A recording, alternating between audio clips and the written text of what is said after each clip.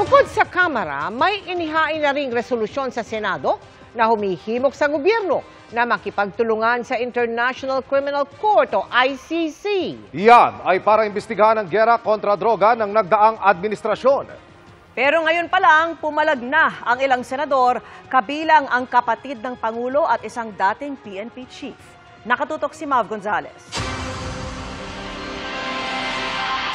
Naghain ng resolusyon si Senadora Risa Hontiveros para himukin ng Senado ang gobyerno na makipagtulungan sa investigasyon ng International Criminal Court o ICC sa madugong giyera kontra droga ng Administrasyong Duterte. Sabi ni Hontiveros, nasa chair na ng komiteng didinig sa resolusyon kung iimbitahan si dating Pangulong Rodrigo Duterte. Pero paglilinaw ng senadora, hindi ang mga kaso at ebidensya ng extrajudicial killings mismo ang tatalakayin ng resolusyon, kundi ang pakikipagtulungan ng ehekutibo sa ICC.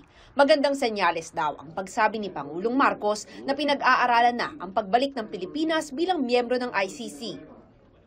Kahit totoo nga na ang isang huling statement ni Presidente ay walang jurisdiction ang ICC dun sa war on drugs. Pero, gaya ng nabanggit ko kanina, napakalaking at positibong senyales yung seryosong pag-aaral na bumalik sa ICC. Ngayon pa lang, umaalma na sa resolusyon si Senador Ronald Bato de la Rosa, ang dating PNP chief ni Duterte na unang nagpatupad ng Oplan Tokhang. Huwag tayo magplastikan dito. Tanungin ko. Naniwala ka ba na hindi gumagana ang hustisya sa Pilipinas?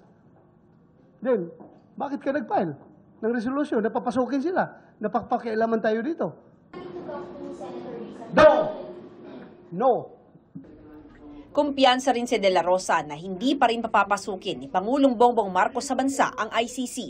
Tagal ko na sinabi sa iyo yan na gabuhok mo man, kahit isang buhok mo, hindi mahawakan ng ICC. Yes. Study. Pinapaganahan lang yung mga pro-ICC. Well, he's just being too gentleman about it. Since may naglubabas yung issue na yan, then makasabi niya, sige, pwede pag-aralan.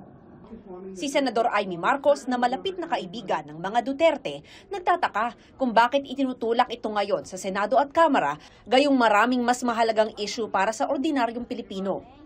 Talagang basag ulo to. So they're really looking for trouble.